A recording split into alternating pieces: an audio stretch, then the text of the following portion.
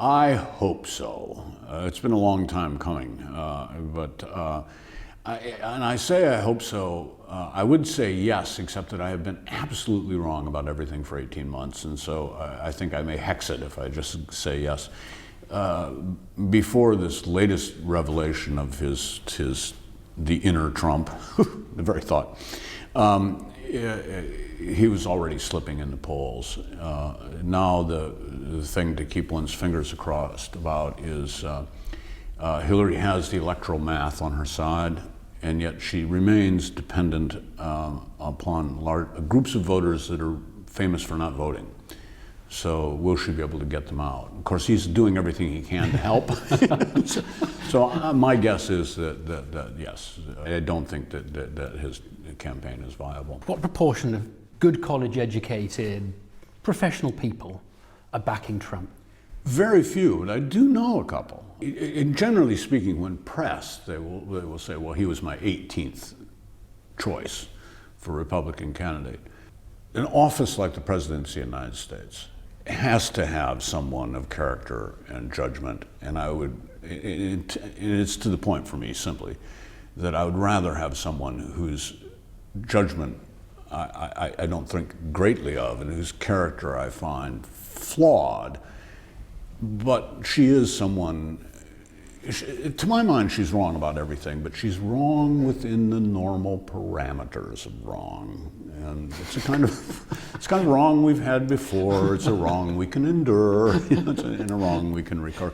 With him, who knows? And I think that a phenomenon like Trump is part of an underlying frustration with the modern state that has shown itself in all sorts of populist outbreaks around the world.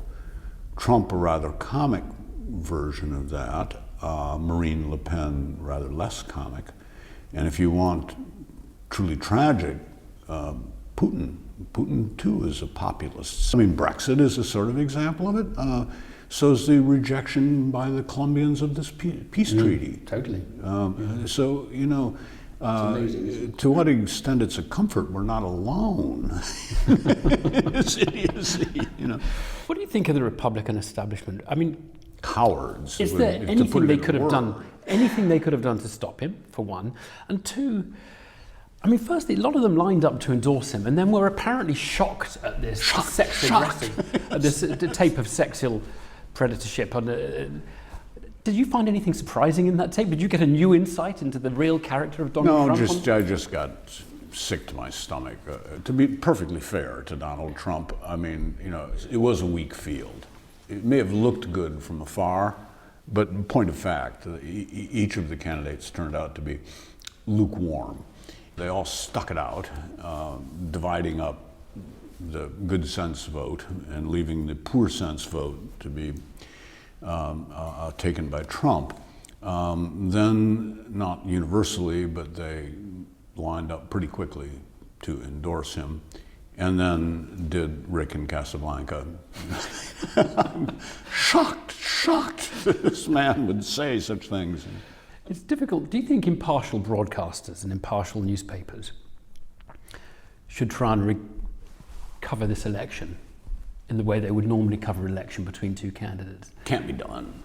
Can't be done. It's just too silly, you know. I mean, yeah, I think we just have to endeavor to do our best to find that best obtainable version of the truth, and we can do no better. But, I mean, to keep a straight face through some of this, please, you know, we're human. You know?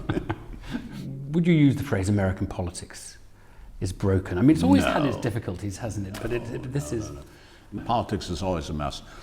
Are we in a particularly silly moment? Is there danger in that silliness? All of the above, yes. But boy, you know, democracy is always a bit of a tightrope walk. You know, it's a scary way to govern ourselves. You know, and the scariest part of it all, of course, being the famous Churchill quote that it's worse than everything except everything else that's been tried. You know? So, you know, you don't want to fall off that tightrope. You know.